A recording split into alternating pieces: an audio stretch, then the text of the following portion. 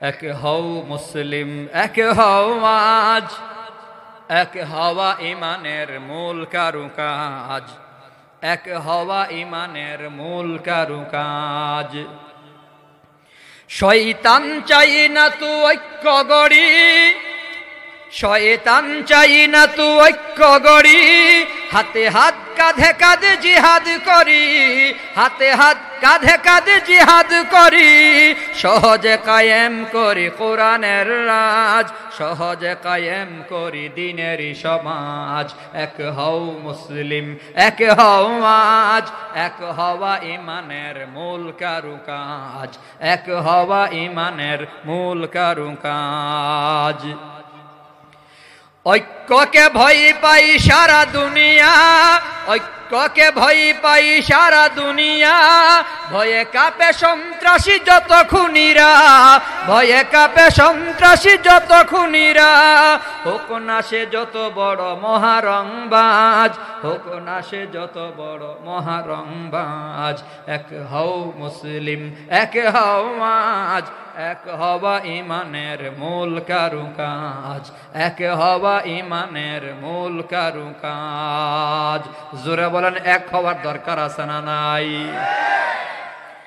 ঐক্যই বিজয়ের বড় হাতিয়ার, ঐক্যই বিজয়ের বড় হাতিয়ার, মর্যাদা শক্তি সে মহাজনতার, মর্যাদা শক্তি সে মহাজনতার, ক্ষুদ্রকে সে বানায় রাজা মহারাজ, ক্ষুদ্রকে সে বানায় রাজা মহারাজ।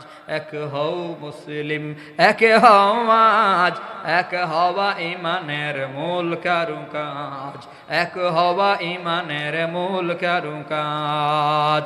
আমরা যদি এক থাকি, নবীর বিরুদ্ধে কথা বলার সাহস কোনো বেঈমানের হবে না। কথা বলেন ঠিক কিনা? নবীর চরিত্রের সনদ বয়ান করছে কে? বলেন না কে? আর কাফের বেঈমানরা নবীরে গালি দেয়। আরেকটা দুঃখের জায়গা, নবীর যুগে আবু জাহাল, আবু লাহাব, উতবা, শাইবা কাফেররা কখনো নবীরে দুই তিনটা শব্দের বেশি গালি দিতেন না। হয়তো নবীরে পাগল বলতেন, মাজনুন, আর না হয় নবীরে জাদুকর বলতেন, কাহেন। আর একবার শুধু নবীরে বলছিল, নবীর ছেলে যখন মারা গেছে তখন কইতো যে আবতার, নির্বংশ, এই শব্দগুলো বলতো নবীরে।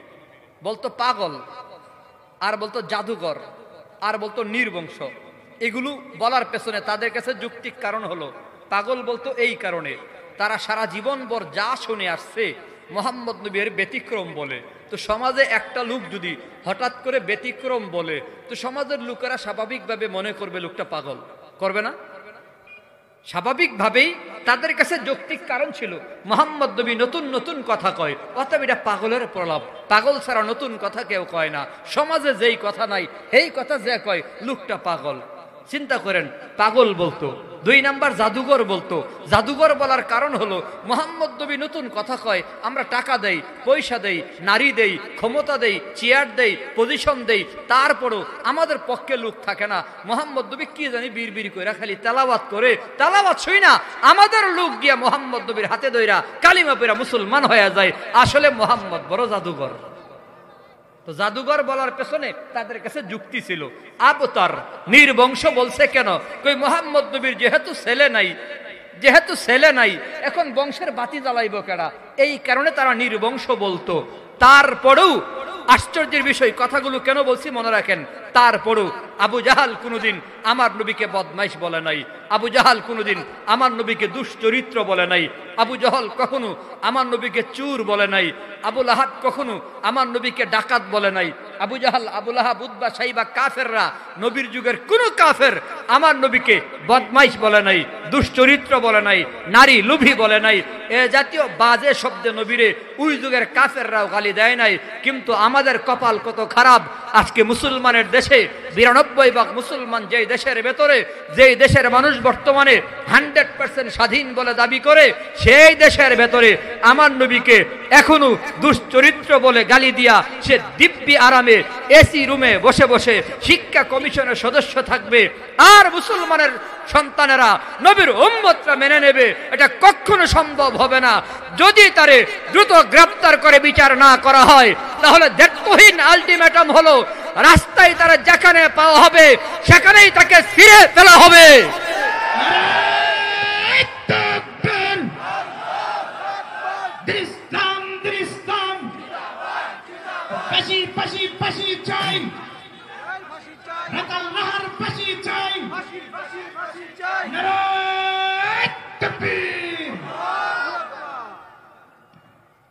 এটা কিভাবে সম্ভব? আমার নবীর চরিত্রের ব্যাপারে কলঙ্ক দেয়। আল্লাহ কয়, এই নবীর চরিত্র কি শোনো। আল্লাহ বলতেছে নবীর চরিত্রের ব্যাপারে কি বলে, গভীর মনোযোগ দিয়ে শুনেন। বয়ান কি কিছুক্ষণ করা যাবে? সবাই শুনবেন তো নাকি? আমি তো বুঝতেছি না, খালি এদিক সেদিক তাকান। এদিকে তাকায় থাকলে কি মাদানি আয়া পড়বো? তা লাভ কি? আইলে তো এখানেই আইব, বয়ান তো এখান থেকেই করবো নাকি? আর ওখানে থাকলেও আপনি দেখতেন না, কারণ তার আশেপাশে 200-300 মানুষ থাকবো, তারা নিয়ে আইব। হেবারা ছোট মানুষ, এটা তো আর মামুন সাপ না যে সড়কের মধ্যে দেখা যাইব লম্বা, ঠিক না? এ থাকবো তো ভলেন্টিয়ার যারা আছে তাদের কোমর বরাবর, তো এখানে চাইলেও তো আপনি দেখতেন না। দেখার জন্য এই যে উঁচা মিম্বার আনা হয়েছে, দরকারে আরো উঁচা করাইবো। আর এখন দেখতেছি আমাদের এই রফিকুল ইসলাম মাদানী এখন আর বৈশা বয়ান করে না, হারায়া করে। দাঁড়ায় যেহেতু করে দেখতে আরো সহজ, কথা কন ঠিক কিনা? দেখার জন্য ছায়া থাকবেন ডানে বামে না বরাবর? কথা কন, ডানে বামে না বরাবর? ডান বাম চাইলে খবর আছে, কিন্তু জরিমানা লাগামো 3.5 লাখ। মাদ্রাসার খুব টাকার দরকার, আর 3.5 লাখ জরিমানা করার অথরিটি আমার আছে। চেয়ারম্যানের, আপনার এলাকার চেয়ারম্যানের কিন্তু ক্ষমতা আছে একটা লোকের 3.5 লাখ টাকা পর্যন্ত জরিমানা করার। আর আমি মাদ্রাসা নামে লিখে দিয়ে যাবো, আবুল হোসেন পাশের বাড়ি, মাদ্রাসায় 3.5 লাখ জরিমানা, অপরাধ দিল, ডাইনে চাইছিল একবার।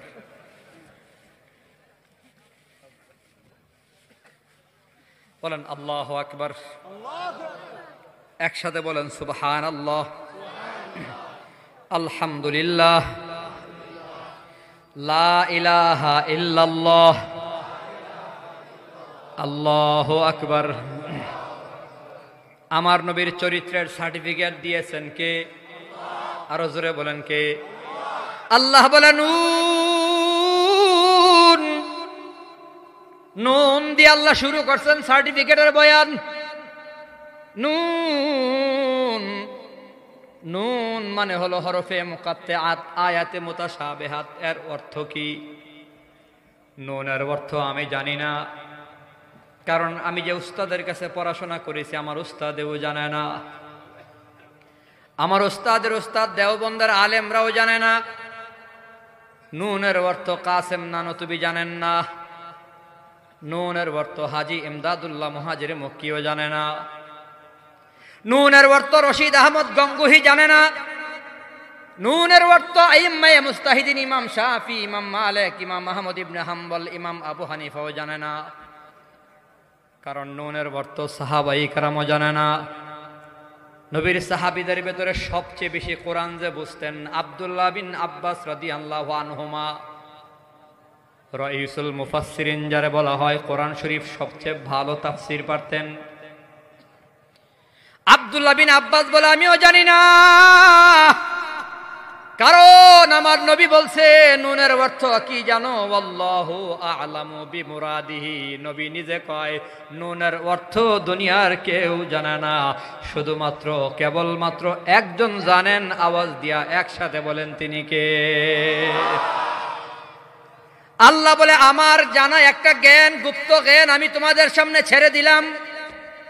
এ দুনিয়ার জ্ঞানী গুণী বুদ্ধিজীবীরা, তোমাদের জ্ঞানের অভাব নাই, বুদ্ধির অভাব নাই, তোমরা জ্ঞানের গরিমায় অহংকার করো। বলো তাহলে নুনের অর্থ কি?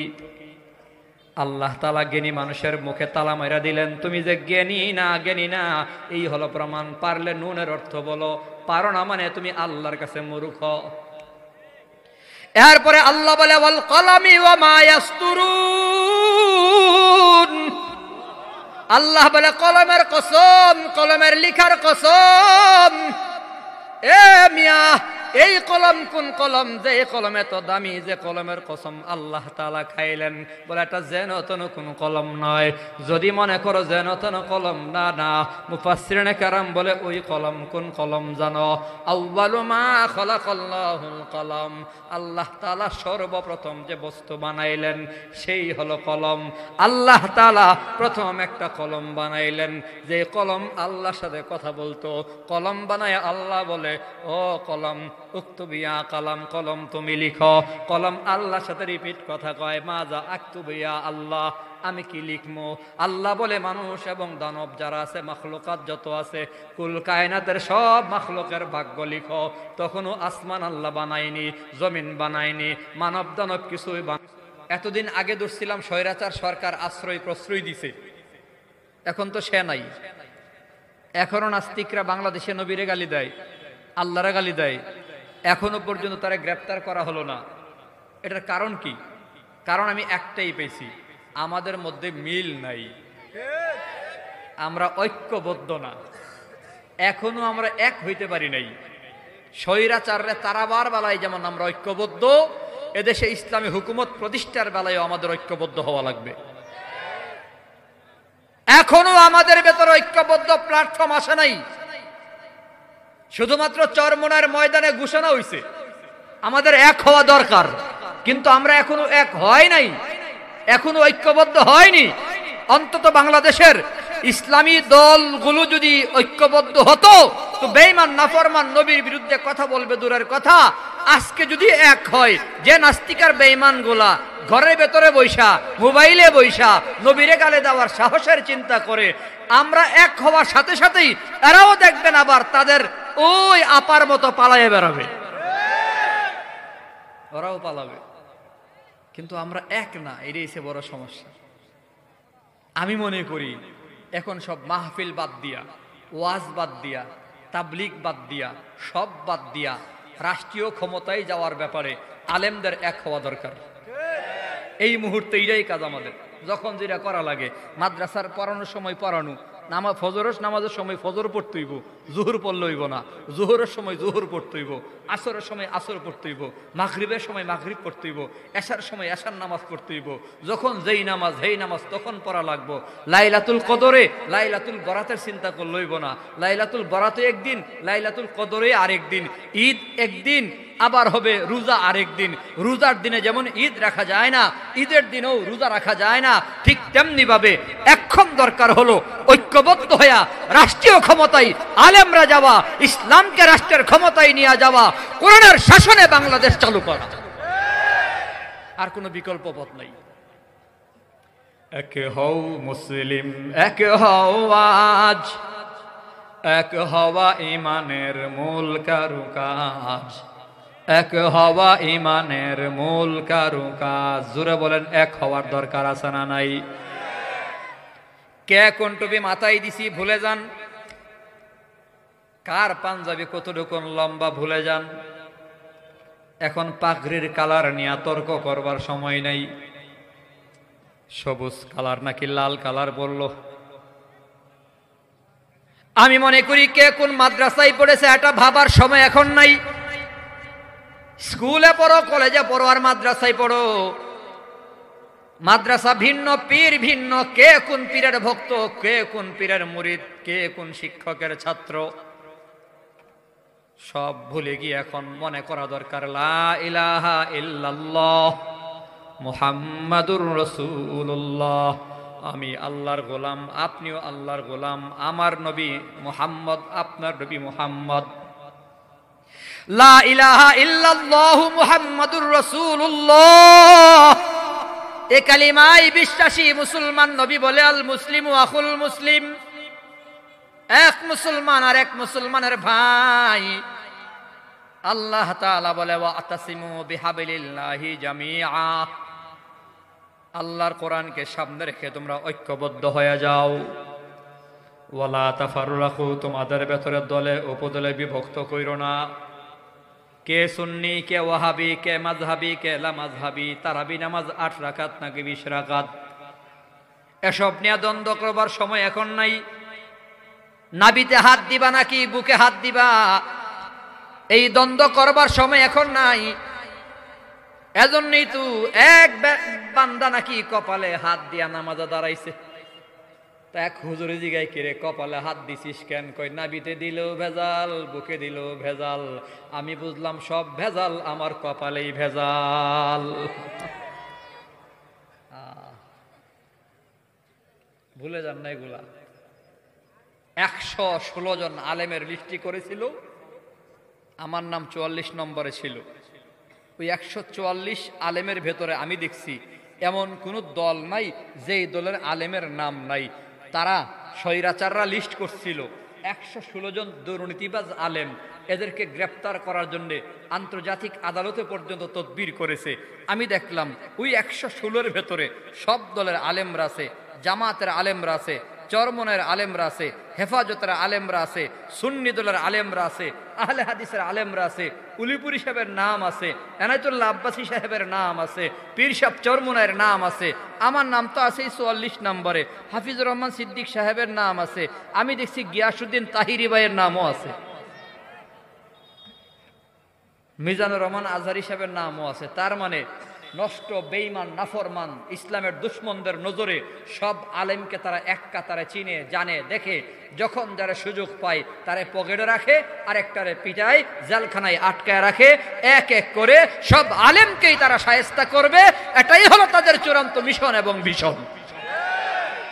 আমরা বুঝি না ওদের কাছে কে তাহিরি, কে আনসারি, কে আব্বাসী, এরা আলাদা করে দেখে না, এরা লিস্ট জমা করে রাখছে। এক একবার এক একজনরে পিটাইবে সুযোগ পাইলেই। অতএব আমাদের দরকার এখন ঐক্যবদ্ধ হওয়া। কথা বলেন ঠিক কিনা? শাইখুল হাদিস ইবনে শাইখুল হাদিস আল্লামা মামুনুল হক চরমনার ময়দানে ঐক্যের ডাক দিছে, পরিষ্কার বক্তব্যে বলেছে ইসলামী যত দল আছে, রাজনৈতিক দল, অরাজনৈতিক দল, এখন সময় এসেছে সকল ঐক্যবদ্ধ হওয়ার। নাম বলে বলে বলেছে জামাত ইসলাম, আহলে হাদিস, সুন্নি, কওমি, দাওবন্দি, চরমনাই, হেফাজত, যত ইসলামী দল আছে, রাজনৈতিক অরাজনৈতিক, সকল মুসলমান ঐক্যবদ্ধ হওয়া এখন দরকার, আজকে দরকার, আগামীকাল সরকার গঠন করা দরকার। সময় নাই হাতে এখন। বাঁচবেন কই দিন মিয়া? নির্বাচন খালি পিছাইবার কথা অনেকেই কয়, আর এক দলে চাই নির্বাচন হয়ে যাক।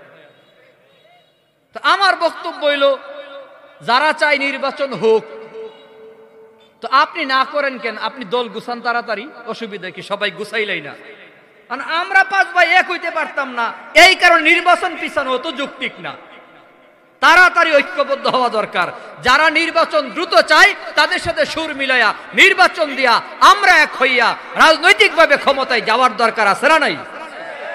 তবে মাত্র 7 মাস হইছে, এরা বইছে এত বড় একটা উলট পালট দেশে, একটু সময় দেন, সাইড ফাইট কিছু ঠিকঠাক কইরা নির্বাচনটা দিলে নির্বাচনটা সুন্দর হয়। কথা কন ঠিক কিনা? ক্ষমতায় যান আপনারা, আমগর কোনো হিংসা নাই, বিদ্বেষ নাই। তবে ইসলামের বিরুদ্ধে কথা কয়া আওয়ামী লীগ যেমন ক্ষমতায় থাকতে পারে নাই, নতুন করে যারা ক্ষমতায় যাবেন আপনারাও যদি মনে করেন ইসলামকে মাইনাস করে আলেমদের বিপক্ষে গিয়া আপনারা ক্ষমতায় খুব আরামে থাকবেন, আমি ছোট মানুষ একটা কথা বলে দেই, বর্তমান যুগে ক্ষমতায় যাওয়া যত সহজ, থাকা তত সহজ না। ওরা 16 বছর ক্ষমতায় থাইকাও 40 মিনিট সময় পাইছে না পালাইবার জন্যে। সবাই কিন্তু পালাইতে পারে নাই, সবাই কিন্তু ভাগতে পারে নাই। এখনো ডে বাই ডে এক একজন ধরা পড়তেছে। কোন জায়গায় দরবেশ, কোন জায়গায় আউলিয়া, কোন জায়গায় আইনমন্ত্রী, একটারে ধরে তো আরেকটারে খুঁজে, এই কিন্তু ধরপাকড় চলতে আছে। পুলিশ কিন্তু এখনো শয়তান তালাশ করতে আছে, শয়তান যে কয় আছে। অতএব আমি যেটা বুঝি আর কি, ছোট মানুষ ক্ষমতায় গিয়া যদি লম্পজম্প করেন আর মানুষের উপর জুলুম অত্যাচার করেন, তারা তো 40 মিনিট সময় পাইছে। সামনে যারা ক্ষমতায় আসবেন যদি লম্পজম্প করেন 40 সেকেন্ডও সময় পাইবেন না। কারণ জনগণ সজাগ, হেলিকপ্টারে উঠার সময় পাইছে, আপনারা জাইঙ্গা পড়ার সময়ও পাবেন না। অর্থাৎ ক্ষমতায় যাওয়ার লাগে তাড়াহুড়া না কইরা নিজে আগে শুদ্ধ হয়ে এরপরে ক্ষমতায় যান। কারণ গিয়া কিন্তু বেশি দিন থাকুন যাইত না। চেয়ারে বসা যত সহজ, থাকা কি এত সহজ? এখন যদি রফিকুল ইসলাম মাদানী আয়া পরে, আমি ছাইরা দেবো না? এটা বৈশি দিককে যে একেবারে ফজর পর্যন্ত আমি থাকতে পারবো, কোনো গ্যারান্টি আছে নাকি? কথা কয় না। এখন যদি আসমান থেকে ঢল বৃষ্টি শুরু হয়, তাহলে আমরা জায়গা ছাইরা দেবো না? তো বসা যত সহজ, থাকা তত সহজ না। সহজ হইলে 40 মিনিট সময় নাই। হেবিরির টার্গেট ছিল 2041-এর আগে ক্ষমতা ছাড়তাম না, দৈন্তান্ন একান না। সেনা প্রধান কই মাত্র 40 মিনিট। কই রান্না বান্না করছি খাইয়া লই, কই পোলা বাইন আইতাছে, এরার খাওয়ানো শর্ট পড়বো, আপনি ভাগেন। আসলে খাবার শর্ট পড়ছে, ঠিক নিও। গিয়া দে যে হাজার হাজার লাখে লাখে মানুষ ঢুকিয়ে গেছে গা, রান্না করছে মাত্র 40 জনের। দাওয়াত ছাড়া এত মানুষ, এটার নামেই ক্ষমতা। ক্ষমতার বিপরীত হলো জনতা। কথা কন ঠিক কিনা?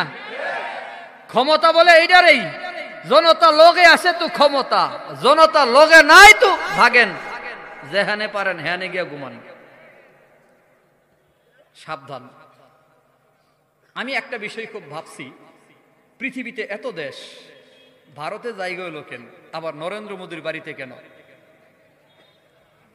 এই ভাবনায় একটা জবাব পাইছি। কি জবাব আপনারা বলি? আমার অ্যানালাইসিসে হলো, বিগত 16 বছরে সবচেয়ে বেশি নির্যাতন করছে আলেমদের উপরে। কথা কন ঠিক কিনা? সবচেয়ে বেশি জুলুম করছে আলেমদের উপরে। শাইখুল হাদিস ইবনে শাইখুল হাদিসকে 3 বছর জেলখানায়। ছোড়ো মানুষ রফিকুল ইসলাম মাদানী, বাচ্চা মানুষ, এইটারও রাখছে জেলখানায়। যারে পাইছে হেরেই ধরছে। আলেমদের উপর অত্যাচার জুলুম নির্যাতন করছে, আলেমদের দুশ্মন বানাইয়া নরেন্দ্র মোদীর বন্ধু বানাইছে। আমার মনে হয় আল্লাহর খেলাটা এইটাই, আলেমরা তো ভালা না, ভালা লইয়া থাইক্য। ওই আমি তো ভালা না, ভালা লইয়া থাইক্য। এনে ভালা পাইছে নরেন্দ্র মোদীরে।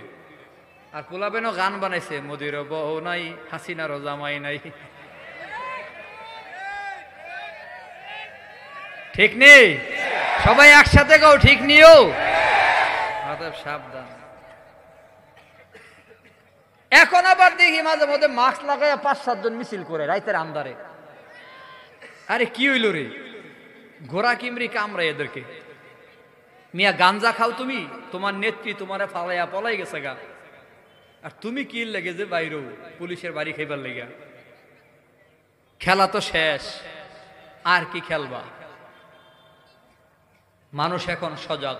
একটা জিনিস খেয়াল করেন, আমাদের মধ্যে যত দ্বন্দ্ব বিদ্বন্দ্বই থাকুক, একটা বিষয় আমি দেখছি যে শেখ হাসিনা আইসা আবার ক্ষমতার চেয়ারে বসুক, এই ব্যাপারে কেউ সুযোগ দিতে রাজি না। কথা কন ঠিক কিনা? অতএব আপার ভাইয়েরা যারা আছেন, তওবা কইরা আমগো আলেমের লগে চলে আসেন, আমরা মাফ করে দেবো ইনশাল্লাহ। তওবা করে ফেলেন। তো বলতেছিলাম, আমাদের এক হওয়ার দরকার আছে না নাই? জোরে কন। আল্লাহ বানামু সব মাখলুকের ভাগ্য লিখো। কলম নিজে নিজে লিখতে শুরু করলো। আসমানের ভাগ্য, আসমান কত বড় হবে, কতটুকুন পুর হবে, আসমানের দরজা কোন বরাবর হবে, আসমানটা কত বড়, এর থেকে আরেকটার কত দূরত্ব হবে, সব ড্রয়িং করলেন, আঁকলেন, লিখলেন। এরপরে জমিনের তকদির কলম লিখলেন, জমিনটা কত বড় হবে, জমিনের কোন অংশে পানি হবে, কোন অংশে সাগর হবে, কোন অংশে নদী, কোন অংশে খাল, কোন অংশে বিল, কোন অংশে পুকুর। এভাবে জমিনের তকদির ড্রয়িং করে আঁকে। কলম লিখতেছে জমিনের কোন জায়গায় কোন জেলা হবে, কোন থানা হবে, কোন দেশ কোন জায়গায় হবে। এরপরে কলম লিখে এই জমিনের কোন জায়গায় কার জন্ম হবে, কার ঘরে কার জন্ম, জন্ম তার কেমন হবে, মৃত্যুটা কেমন হবে, মাঝখানে কতদিন দুনিয়ায় থাকবে, কার সাথে বিয়ে হবে, কার সাথে সংসার হবে, সব মাখলুকাতের ভাগ্য যে কলম লিখছে, ওই কলমের কসম। এবার বলেন, ওই কলমটা কম দামি না বেশি দামি? আল্লাহ ওই কলমের কসম। থানবী রহমাতুল্লাহি আলাইহি বলে, হ্যাঁ, যদি দুনিয়ার কলম মনে করো আল্লাহ তাআলা দুনিয়ার কলমের কসম খাইছে, তাহলে দুনিয়ার কলম যদি ধরো, এই কলম আবার কোন কলম? থানবী বলে, এই কলম হলো আমার নবী যে সাহাবায়ে কেরামের হাতে দিয়া দিছিল, ওহী লিখো, কাতেবে ওহী যে সাহাবায়ে কেরাম কোরআনের আয়াত নাজিল হইলে পাতায় লিখা রাখতেন, চামড়ায় লিখা রাখতেন, গাছের শালের ভেতরে খালের ভেতরে লিখা রাখতেন, যে কলম দিয়া কোরআন লেখা হইতো। আবু হুরায়রা যে কলম দিয়া নবীর হাদিস লিখতো, থা নবী বলে যেই কলম দিয়া কোরআন হাদিস সাহাবায়ে কেরাম লিখা রাখতো, এই কলমের কসম আল্লাহ খাইছে। আর এ কারণেই তো এই কলম এত পাওয়ারফুল মিয়া। আরে ওই কলমটা শুধু মক্কা মদিনায় থাকে নাই, সাহাবায়ে কেরামের হাত হইয়া ওই কলম চলে আসছে কুফা নগরে, বসরা নগরে, মুলকে ফারেসের ভেতর ঢুকে গেল। আনোয়ার শাহ কাশ্মীরি কাশ্মীর থেকে ও কলম নিয়ে চলে আসছে, হুসাইন আহমদ বদনী কলম নিয়ে চলে আসছে দেওবন্দের ভেতরে। দেওবন্দ মাদ্রাসায় কলম দিয়ে লেখা শুরু হয়ে গেল। আলিফ বা তা সা কোরআন লেখে, হাদিস লেখে, ইতিহাস লেখে, ফিকহে মাসলা মাসাইল লেখে, কোরআন হাদিসের ব্যাখ্যা বিশ্লেষণ তাফসীর লেখে, ফতোয়া লিখে। দেওবন্দ মাদ্রাসার কলম, এই কলমগুলা যে কলমের কসম আল্লাহ তাআলা খাইছেন, থানবী রহমাতুল্লাহি আলাইহি বলেন এই কলম হলো সেই কলম যেই কলম দিয়া কোরআন লেখা হয়, হাদিস লেখা হয়। দেওবন্দ মাদ্রাসার কলমটাই তো চলে আসছে হাটহাজারী মাদ্রাসায়। হাটহাজারী মাদ্রাসার কলম এভাবে সারা বাংলাদেশে মাদ্রাসায় ছড়াইয়া গেল। দরগাতে আছে, কাতিয়াতে আছে, গওহরপুরে আছে, শ্রীমঙ্গলে আছে, সিলেট শহরে আছে, মৌলভীবাজার বরুণায় আছে। কলম ছড়তে ছড়তে ছড়াইতে ছড়াইতে সারের গজ জামিয়া ইসলামিয়ার ভবনের ভেতরে কলম চলে আসছে। এ কারণেই তো বাংলাদেশের পাড়ায় মহল্লায় মাদ্রাসার যে কলমগুলো আছে, কলমের পেছনে আল্লাহর কসম আছে, আল্লাহর কসম। বুঝবা কেমনে? কই মাদ্রাসা বন্ধের ষড়যন্ত্র চলতেছে স্বাধীনতার পর থেকে নিয়া, কিন্তু মাদ্রাসা বন্ধ হয় না। ছাত্র কমানোর ষড়যন্ত্র চলে, কিন্তু ছাত্র কমে না। মাদ্রাসার বিরুদ্ধে এত ষড়যন্ত্র হওয়ার পরও মাদ্রাসা দিন দিন বাড়ে, কারণ আল্লাহর কসম খাওয়া কলম যে মাদ্রাসার ভেতরে আছে, এই মাদ্রাসা বন্ধ করবার ক্ষমতা দুনিয়ার, পুরা দুনিয়ার সকল বেঈমানেরও নাই। এজন্যই মাদ্রাসা কমে না বাড়ে। কথা কয় না? এই বলেন মাদ্রাসা কমে না বাড়ে? প্রাইমারি স্কুলের হেডমাস্টার সাহেবের মাথাটা গরম, স্কুলের ছাত্র খালি কমে, ছাত্রী খালি কমে। স্কুলের মাথা গরম, ছাত্র কমে, মাদ্রাসায় ছাত্র বাড়ে। ঘটনা কি? এই কলমের কসম খাইছেন কে? আরো জোরে বলেন কে? আল্লাহ বলে কলমের কসম, কলমের লিখার কসম। এ কলম দিয়া সব মাখলুকের ভাগ্য লিখছে, ওই লেখাগুলাও কম দামি না বেশি দামি। এজন্য মুফাসসিরিনে কেরাম বলে আল্লাহ তাআলা দামি দুইটা কসম খাইলো। দামি দুইটা কসম খায়া নবীরে কয় মা আনতা বিনিমাতি রব্বিকা বিমাজনুন। আল্লাহ বলে হাবিব, কাফের বেঈমান আপনারা যতই পাগল বলুক না কেন, আমি আল্লাহ আপনারা বললাম আপনি আল্লাহর নিয়ামতে অনুগ্রহে আপনি নবী, পাগল না। আল্লাহ বলে নবী আপনি পাগল না। এ মুসলমান রে, আল্লাহ তাআলা এরপরে বলে ওয়া ইন্না লাকা লাআজরান গায়রা মামনুন, নিশ্চয় নবী আপনার জন্য অনিঃশেষ পুরস্কার, আল্লাহর পক্ষ থেকে এত পুরস্কার আপনার জন্য রাখছি নবী, যে পুরস্কার শেষ হবে না। এরপরে আল্লাহ তাআলা সার্টিফিকেট দিতেছে, দেখেন কি দেয়। আল্লাহ কয় নবী আপনার চরিত্রের সনদ আমি আল্লাহ এখন বয়ান করলাম। নুন ওয়াল কলামি ওয়া মা ইয়াসতুরুন মা আনতা বিনিমাতি রব্বিকা বিমাজনুন ওয়া ইন্না লাকা লাআজরান গায়রা মামনুন। এত কথা নবীর বইলা কই নবী ওয়া ইন্নাকা লাআলা খুলুকিন আযীম, নিশ্চয় নবী আপনি হলেন সর্বোত্তম চরিত্রের অধিকারী। সর্বোত্তম বলতে কি বুঝছেন? আখলাকে আজিমা। আখলাকে আজিমা কি, কেমনে বুঝাইতাম? আখলাকে আজিমা কারে বলে জানো? আরে আম্মা জানা আয়েশা সিদ্দিকা রাদিয়াল্লাহু তাআলা আনহাকে প্রশ্ন করা হলো, মা গো নবীর চরিত্র কেমন? মা জবাব দিছে নবীর চরিত্র হলো কোরআন।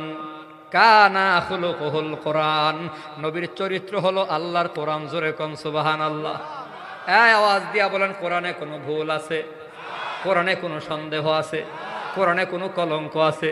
কোরআনে কোনো মিথ্যা আছে? কোরআনে কোনো অভিনয় আছে? কোরআন যেমন সত্য, আমার নবীর চরিত্র তেমন সত্য। জোরে কোন সুবহানাল্লাহ। আম্মা জান আয়েশা বলে কোরআনই হলো নবীর চরিত্র। কোরআন যদি পড়ো তো নবীর চরিত্র দেখবা কেমন। কোরআনে যা আদেশ করেছে আমার নবী আদেশ পালন করেছে, কোরআনে যা নিষেধ করেছে আমার নবী নিষেধ বর্জন করেছে। কোরআন অনুযায়ী হুবহু নবীর জীবন, এটাই হলো নবীর চরিত্র। আরো কেমনে বোঝায়? ও মুসলমান, আমাদের সমাজে একটা স্লোগান দিয়া থাকি রে ভাই, আমার ভাইয়ের চরিত্র ফুলের মতো পবিত্র, আমার নেতার চরিত্র ফুলের মতো পবিত্র। এমন স্লোগান আমাদের দেশে আছে না নাই? কথা কয় না? যুক্তিবাদী হুজুর 50 বছর যাবৎ বয়ানে বলতেছে, আরো দুইটা বাক্য কেন লাগাও না? আমার বাইরের চরিত্র ফুলের মতো পবিত্র, দুইটা কেন বাদ দিলা? নামাজ পড়ো না এক ওয়াক্ত, গাঞ্জাটা নে 3 ওয়াক্ত। আর আপনাদের উলিপুরি হুজুর কি কইছে? আল্লামা উলিপুরি হুজুরে কয় ফুলের সাথে তুলনা দিল কেন? আরো কত জিনিস তো আছে। তসবির সাথে কইতে পারতো আমার নেতার চরিত্র তসবির মতো পবিত্র, আমার নেতার চরিত্র মিসওয়াকের মতো পবিত্র, আমার নেতার চরিত্র আতরের মতো পবিত্র। এইটা না কইয়া ফুলের মতো পবিত্র কেন কই জানেন? কই এদের চরিত্র আসলে ফুলের মতোই। ফুল যেমন 3 দিন পরে পচা যায়, নেতারাও 3 দিন পরে ওই টাকলা মুরাদের মতো নায়িকার ঘরে গিয়া পচা যায়। এদের চরিত্র ফুলের মতোই। আপনার আমার নবীর চরিত্র হলো আখলাকে আযীমা। এ নবীর উম্মত, মাত্র 10-12 মিনিট মনোযোগ দিয়ে শুনো। আখলাকে আযীমা কারে বলে জানো? নবীর বয়স 63 বছর। 63 বছর, জোরে বলেন কত বছর? 4-5টা কথা মনে রাখেন। 63 বছর বয়সে আমার নবী জীবনে কাউরে গালি দেয় নাই। সুবহানাল্লাহ বলেন। 63 বছর বয়সে আমার নবী জীবনে কাউরে ধমক দেয় নাই। 63 বছর জীবনে আমার নবী কাউরে থাপ্পড় দেয় নাই।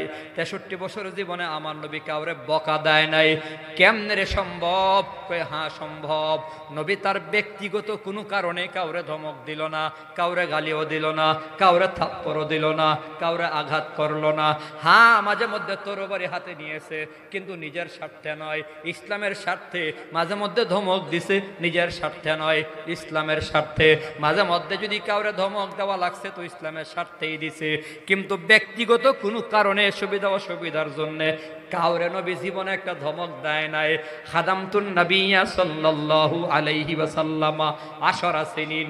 আনাস ইবনে মালিক রাদিয়াল্লাহু আনহু বলে 10 বছর নবীর খেদমত করলাম। 2 কান দিয়া শোনো নবীর উম্মতের দলেরা, তোমার আমার ব্যবহার কেমন, আখলাক কেমন, আর নবীর চরিত্র কেমন, তোমার চরিত্র কেমন। আনাস ইবনে মালিক বলে 10 বছর আমি নবীর খেদমত করলাম। 10 বছরে একদিনও আল্লাহ, আল্লাহর কসম, লা ক্বালা লি উফিন, একদিন আমার জন্য উফ শব্দ করে নাই। মা ক্বালা লি উফিন, একদিন উফ শব্দটা পর্যন্ত করে নাই। পানি আগায় দিতে দেরি হয়েছে, নবী বিরক্ত হয় নাই। গামছা চাইছে, আমি মেসোয়াক দিলাম, মেসোয়াক চাইছে, গামছা দিলাম, নবী আমার ধমক দেয় নাই, উফ শব্দটাও করে নাই। 10টা বছর পর্যন্ত খেদমত করলাম, একদিন নবী আমার সাথে মন খারাপ করে নাই। আখলাক আযীমাওয়ালা নবীর ব্যবহার কেমন? গ্রাম্য কোনো একজন সাহাবী যদি নবীর সাথে দেখা করতে আসছে, আমার নবীর ব্যবহার কেমন ছিল রে উম্মত? ওই সাহাবী আয়েশা আমার নবীর সাথে যখন হাত মিলাইতো, যতক্ষণ ওই লোকটা কথা বলতো ততক্ষণ নবী তার চেহারার দিকে তাকায়া তাকায়া কথা শুনতো। সে যতক্ষণ হাত টান দিত না, আমার নবীও হাত টান দিতেন না। আমার নবীর ব্যবহার এত মজার ছিল। একজন গ্রামের সাহাবী গাছের প্রথম ফল ধরছে, আঙ্গুর ফল। 1 ছত্রা আঙ্গুর ফল নবীর সামনে নিয়ে আসছে, সাহাবা ইকরাম সাথে বসা। আমার নবী একটা আঙ্গুর ফল মুখে দিয়া আস্তে আস্তে করে সবগুলো আঙ্গুর খেয়ে ফেললো। যে আঙ্গুর নিয়ে আসছে, গ্রামের একজন সরল সাহাবী মনে মনে কয়, আমার কপাল কত ভালো, আমার নবীকে হাদিয়া দিলাম, সব আঙ্গুর নবী একাই খাইছে। খুশি খুশি মনে বাড়ির দিকে রওনা করে আমার নবীর পাশে যে সাহাবায়ে কেরাম বসা, ওনারা মনে মনে কয় নবী তো এমন না, একটা খেজুর পাইলে ভাগ যোগ করে দিত আর খাইতো। আজকে সবগুলো আঙ্গুর একাই খায়া ফেললো। একজন জিজ্ঞাসা করে ফেলছে, ইয়া রাসূলুল্লাহ, সবগুলো আঙ্গুর একলাই খাইলেন কেন? আমার নবী কই, সাহাবীরা রে, একটা আঙ্গুর আমি মুখে দিয়া দেখলাম আঙ্গুর বড় টক। এই টক ফল আঙ্গুর যদি তুম করে দিতাম, তোমরা খাইতার, তোমাদের নাক মুখ বাঁকা করতা। আমার যে সাহাবী মায়া কইরা আমার জন্য আনছে, আমার সাহাবী মনে বড় কষ্ট পাইতো। আমার সাহাবী যেন কষ্ট না পায়, বেমজার টক আঙ্গুর ফল আমি কষ্ট কইরা আমি একা একা খাইছি, আমার সাহাবীরা আমি কষ্ট দেয় নাই। আখলাক আযীমা ওয়ালা নবী কেমন? ও নবীর উম্মত, এক ইহুদি আমার নবীর থেকে টাকা পাও না, ইহুদির থেকে আমার নবী টাকা যে নিছেন নিজের জন্য নেন নাই, আরেক সাহাবীর হাজাত পুরা করবার জন্য আরেকজনের পক্ষ থেকে নবী ধার নিয়ে সাহাবীরে দিছেন। সোমবারে টাকা দেওয়ার কথা মনে করেন, কিন্তু রবিবার দিন ইহুদি আইসা আমার নবীর কলারে ধরে ফেলছে। আমার নবী জানাজা পড়ে সাহাবা ইকরামদের নিয়ে মসজিদে নববীর দিকে রওনা। প্রতিমধ্যে ইহুদি আইসা আমার নবীর কলারে ধইরা কয়, মুহাম্মদ আমার টাকা দিয়া যাও। আমার নবী কয়, তোমার টাকা দেওয়ার কথা কোন দিন? কই আগামীকাল। তো আজকে আমার আটকাইলা কেন? কই মুহাম্মদ, তোমারে চিনি, তোমার বাপ দাদারেও চিনি, তোমরা মানুষ বেশি ভালো না। খুব খারাপ খারাপ কথা কইয়া আমার নবীর কষ্ট দিল। আপনার আমার নবীর কলারে ধরে ফেলছে। হযরত ওমর নবীর সাথে তরবারি হাতে নিয়ে কয়, নবী গো, অনুমতি দেন, আপনি যদি অনুমতি দেন ইহুদির কল্লাটা আমি ফালাইয়া দেবো। আমার আপনার নবী বলে, ওমর এই কথা বললা কেন? তুমি তো বলতে পারতা নবী তার টাকা দিয়া দেন, আর না হয় তারে বলতে পারতা, ও ইহুদি আমার নবীর কাছে এমন বেআদবের মতো টাকা চাইলা কেন? আদবের সাথেও তো টাকাটা চাইতে পারতা। ইহুদিরে আমার নবী ভালো আচরণ কারে বলে? আমার নবীর কলারে ধরলো, নবীর চোখ থেকে পানি চলে আসলো, কিন্তু ওমরকে বলছে তরবারি চালানোর কোনো সুযোগ নাই। ওমর যাও, আবার তুমি তার টাকাগুলো আদায় করে দিও। আর আস্তে করে বলে দিছে, 32 কেজি খেজুর তারে বাড়াইয়া দিবা। ইহুদিরা সাথে নিয়া হযরত ওমর তার পাওনা টাকা আদায় করে দিল, আরো 32 কেজি খেজুর বাড়াইয়া দিল। ইহুদি আবার জিগাই, ওমর বুঝলাম না, আমি অন্যায় করছি, আগামীকাল টাকা নেওয়ার কথা, আজকে আমি আগের দিন আইসা কলারে ধরে ফেললাম। আগের দিন আসা একটা অন্যায়, কলারে ধরে ফেলাটা আরেকটা অন্যায়। আমার ধর্মের লোকেরাও মুহাম্মদ নবীর বিচারপতি হিসেবে মানে। মুহাম্মদ নবী চাইলে তো আমার কল্লা ফালাইয়া দিতে পারে, দুনিয়ার আইনেও কোনো অপরাধ না, কিন্তু মুহাম্মদ নবী আমার সাথে খারাপ ব্যবহার না কইরা আমার পাওনা আদায় করলো, আবার 32 কেজি খেজুরও বাড়াইয়া দিল। ব্যাপারটা কি? ওমর বলে, ইহুদি আমি যে তোমারে হুমকি দিছি, হুমকি দেওয়ার কারণে নবী আমারে তোমার হুমকির বদৌলতে জরিমানা 32 কেজি খেজুর আরো বাড়াইয়া দিল। ইহুদি বলে, ওমর তুমি আমারে চিনো? ওমর বলে, না। আমি হলাম সুনা, তার মানে আমি হলাম বারাই জায়েদ বিন সুনা, আমি হলাম বারাই। হযরত ওমর চুপ বড় ভরে কয়, বারাই তুমি তো ইহুদি বড় আলেম, তাওরাত শরীফের হাফেজ, তুমি চারটিখানি কথা না। তাওরাতের হাফেজ এত বড় আলেম, তোমার নাম শুনছি, জীবনে তোমার চেহারা দেখি নাই। তুমি এত বড় আলেম হইয়া আমার নবীর কলারে ধরলা, আমার নবীর সাথে বেয়াদবি কেমনে করলা? ইহুদি আবার কান্দার বলে, ওমর তাওরাতের পাতায় পাতায় আমি পড়ছি মুহাম্মদ নবী দেখতে কেমন, তাওরাতের পাতার মধ্যে পড়ছি মুহাম্মদ নবীর চেহারা কেমন, মুহাম্মদ নবীর চোখ কেমন, মুহাম্মদ নবীর গাল মোবারক কেমন, দাড়ি মোবারক কেমন হবে, ঠোঁট মোবারক কেমন, সব আমার পড়া কিতাবের সাথে মিল লাগেছে। একটা বিষয় যাচাই করা বাকি ছিল, তাওরাতের কিতাবে পড়ছি মুহাম্মদ নবীর সাথে যদি খারাপ ব্যবহার করা হয়, মুহাম্মদ নবী নাকি উল্টা ভালো ব্যবহার করে। আজকে আমি প্রমাণ পেয়ে গেলাম, আমি খারাপ ব্যবহার করার পরও মুহাম্মদ নবী আমার সাথে যে উত্তম ব্যবহার করেছে, এর দ্বারা প্রমাণ হয় তিনি হলেন শ্রেষ্ঠ নবী, শেষ নবী। ওমর তোমার সামনে এই মুহূর্তে আমি কালিমা পড়ে মুসলমান হয়ে গেলাম। আপনার আমার নবীর ব্যবহারে তো মজার। আল্লাহ বলে, খুলুক আযীম, আখলাক আযীমা।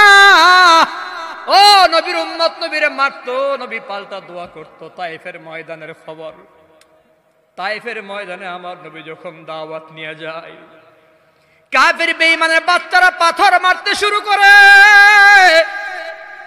পাঞ্জাবি তো মোটা কাপড়, আরবের লোকেরা মোটা কাপড়ের পরিধান করে, আমার নবীর পাঞ্জাবি ছিদ্র হইয়া, পাথর তো কুনাইসা কানাইসা ধারালো পাথর, আমার নবীর পাঞ্জাবি ছিদ্র হইয়া, চামড়া মুবারক ছিদ্র হইয়া, গোশতের ভেতরে গিয়া পাথর লাইগা থাকে। যায়েদ ইবনে হারেসা রাদিয়াল্লাহু তাআলা আনহু বলে, পাথর যখন আঙ্গুল দিয়া গুতা দিয়া বের করি, এত রক্ত বের হয়, আমার নবী একবার নয়, দুইবার নয়, তিনবার অজ্ঞান হয়ে মাটিতে পড়ে গেল। ও নবীর উম্মত, অজ্ঞান হয়ে মাটিতে পড়ে গেছে। জ্ঞান ফিরার পরে আমার নবী একটা চিৎকার মারছে আল্লাহর দরবারে, আল্লাহ কোথায় আমারে পাঠাইয়া দিছ? আশ্চর্যের বিষয় হলো, আসমানে যত ফেরেশতা, আসমানে যত ফেরেশতা, সারা জীবন মনে রাখো কথাটা, আসমানে যত ফেরেশতা আল্লাহ বানাইছে, সব ফেরেশতা একসাথে দুইবার কান্না করছিল, চিৎকার মারা আল্লাহর দরবারে কান্না করছিল। একবার হলো ওই যে শিশু বাচ্চা ইউসুফ নবীকে যখন কুয়ায় ফালাইয়া দেয়, ইউসুফ নবী সুন্দর, একটু সুন্দর নিষ্পাপ বাচ্চা, ভাইরা যখন কুয়ায় ফালাইয়া দেয়, আপন ভাইরা যখন ভাইরে কুয়ায় ফালাইয়া দেয়, এর চেয়ে বড় কষ্টের কি হতে পারে? ছোট মানুষ ইউসুফ নবী চোখের পানি ছেড়ে কান্দে, আসমানের সব ফেরেশতারাও কান্দে। আরেকটা সময় আসমানের সকল ফেরেশতারা কান্না করছিল, ওই তায়েফের ময়দানে আপনার আমার নবী যখন কান্না করছিল, আয় আল্লাহ কোথায় পাঠাইছো?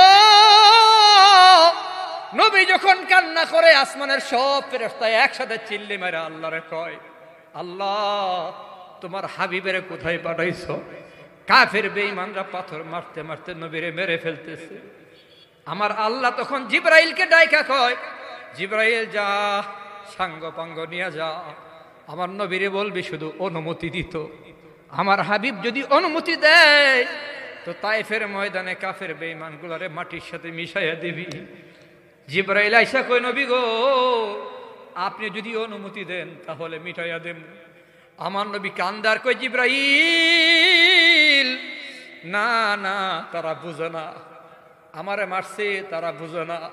আল্লাহুম্মা গফিরলি কওমি, আল্লাহুম্মা হদি কওমি। আমার নবী মার খায়া তাদের জন্য দোয়া করে, এরই নাম হলো আখলাকে আজিমা, সর্বোত্তম চরিত্র রে মিয়া। এই চরিত্র নিয়েই তুমি দাওয়াত দেওয়া লাগবে। দাওয়াতে তাবলীগ হলো নবীওয়ালা কাজ। আমার নবী মার খাইয়া দোয়া করে, আর তুমি নবীওয়ালা কাজের দাবি কইরা অস্ত্র শস্ত্র নিয়া, চাক্কু নিয়া, ছড়ি নিয়া, তরবারি নিয়া রাতের আধারে টঙ্গীর ময়দানে নিরীহ সাথীদের উপর হামলা করো। তুমি তো আসলে নবীওয়ালা কাজ করলো না, তুমি তো সন্ত্রাসীদের কাজ করেছ। উদউ ইলা সাবিলি রাব্বিকা বিল হিকমাতি ওয়াল মাউইজাতিল হাসানা। দ্বীনের পথে মানুষকে ডাকবেন কোরআন সুন্নাহর মাধ্যমে, আর মাউইজাতিল হাসানা, সুন্দর সুন্দর ওয়াজ নসিহতের দ্বারা। পিঠে মরায়া, হাতে মরায়া, আমার নবী কাইন্দা কাইটা, হাতে মরায়া, পিঠে মরায়া, বাবা শুনো ডাইকা মানুষকে দাওয়াত দিয়া কালিমা পড়ায়া মুসলমান বানাইছে। কাউরে মাইরা ধমক দিয়া নবী মুসলমান বানান নাই। কথা বলেন ঠিক কিনা? এই হলো আমার নবীর চরিত্র, আখলাকে আজিমা ওয়ালা নবী। এই উম্মত আজকে তোমার আমার চরিত্রের ভেতরে এত দুর্গন্ধ, গালি ছাড়া কথা কয় না, মানুষের গীবত শাকায়াত করি, বদনাম করি, হারাম খাই, হারাম গ্রহণ করি, এভাবে করে নিজের চরিত্রকে বিনষ্ট করে ফেলেছি।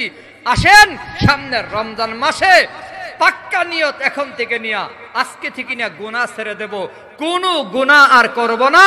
নবীর চরিত্রে আখলাকওয়ালা হব, চরিত্রবান হব, নবীর চরিত্রের মতো নিজের চরিত্রকে সাজাবার চেষ্টা করব।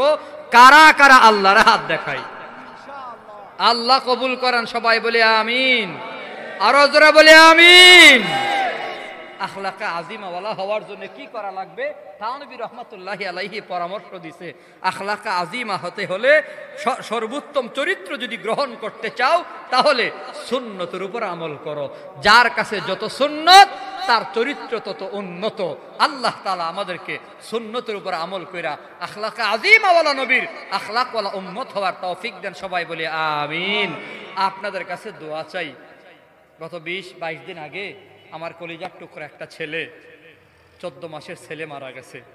আপনারা দোয়া করবেন আমার ছেলেকে যেন আল্লাহ তাআলা জান্নাতের পাখি বানাই, আমার পরিবারের জন্য নাজাতের জরিয়া বানাই। অনেক কথা, আমি ক্লান্ত শ্রান্ত, খুব অসুস্থ, শারীরিকভাবে মানসিকভাবে ভেঙে পড়া মানুষ।